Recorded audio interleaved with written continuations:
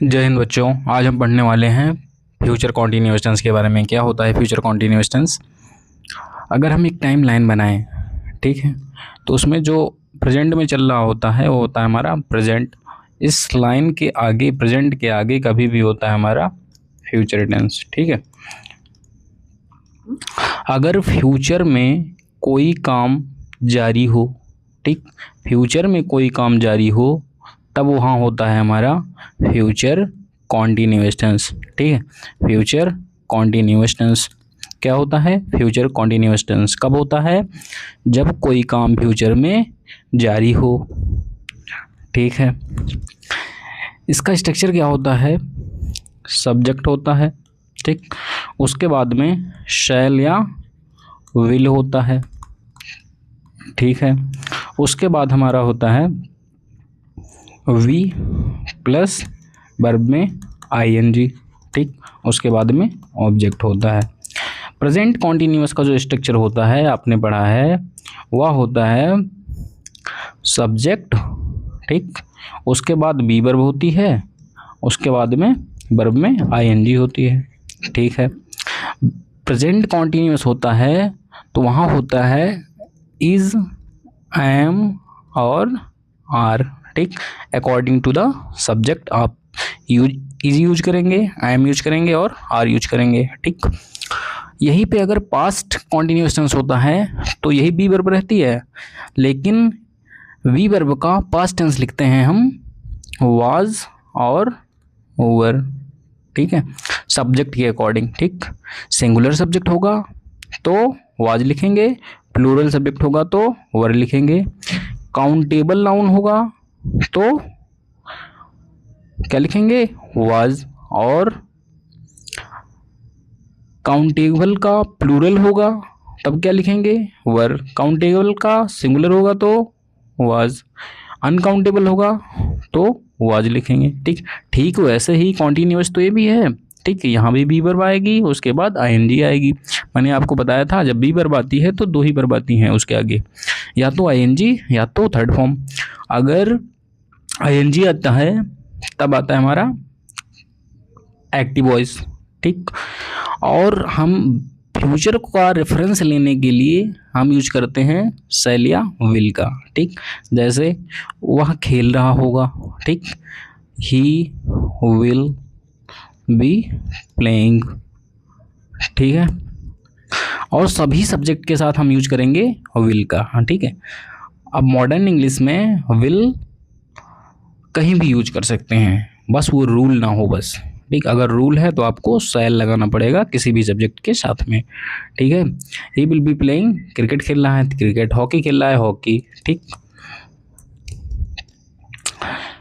वह जा रहा होगा, ही विल बी गोइंग। वह नहा रहा होगा, ही विल बी बाथिंग, ठीक। वह पढ़ रहा होगा, ही विल बी रीडिंग। वह खाना बना रही होगी, सी विल बी कुकिंग फूड, ठीक है। अगर हम इस सेंटेंस का निगेटिव बनाएं तो कैसे बनाएंगे? जो हमारा हेल्पिंग वर्ब है, ठीक, उसके बाद में हम नॉट का यूज करते हैं, ठीक। अगर हमारे सेंटेंस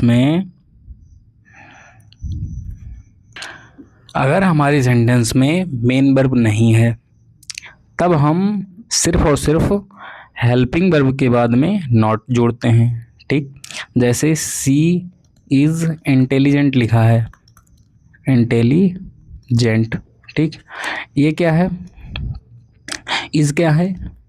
लिंकिंग वर्ब, ठीक। लिंकिंग वर्ब के बाद में हमेशा आता है सब्जेक्ट कॉम्प्लीमेंट, ठीक, कॉम्प्लीमेंट।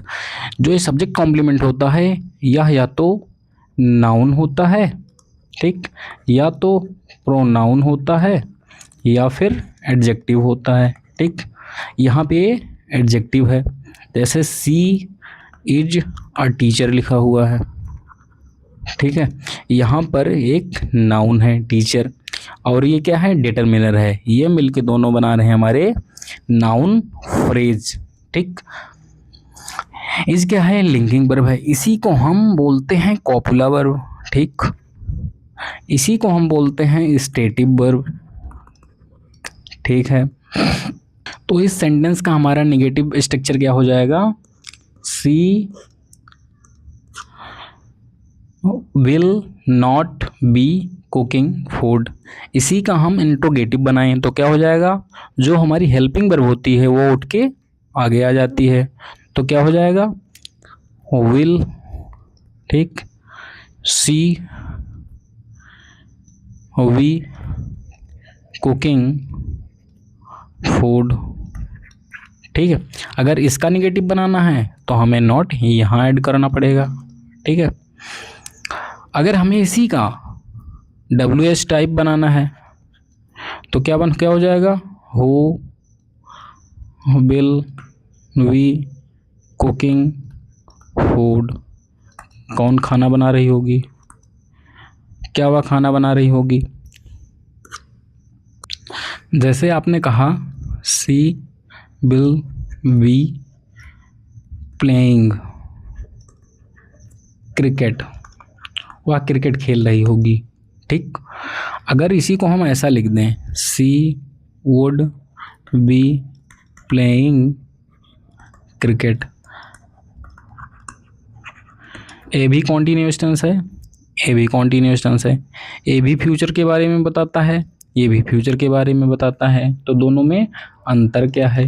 ठीक, अंतर है, इसका मतलब है वो रोज क्रिकेट खेलती है और वह क्रिकेट खेल रही होगी फ्यूचर में। अगर मैं लिख दूं इधर टुमारो 8 PM, टुमारो 8 PM, ठीक, वह कल 8 बजे रात को क्रिकेट खेल रही होगी।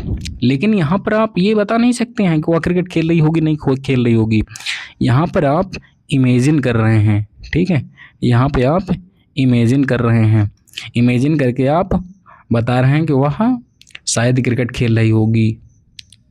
ठीक है, इसमें है इमेजिनेशन, इसमें है डिटर्मिनेशन। ठीक, कि आपको पक्का पता है कि वह क्रिकेट खेलती है तो वह क्रिकेट ही खेल रही होगी, लेकिन इसमें आप इमेजिन कर रहे हैं। जैसे एक सेंटेंस लिखा है, he said he will be playing cricket. ठीक है, तो इसका जब आप नरेशन है, मतलब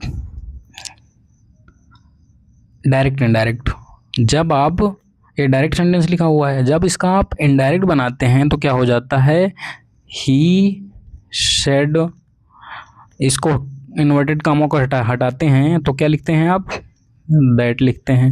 उसके बाद क्या लिखते हैं, सब्जेक्ट ही, विल का पास्ट हो जाता है वुड। ठीक, he would be playing cricket.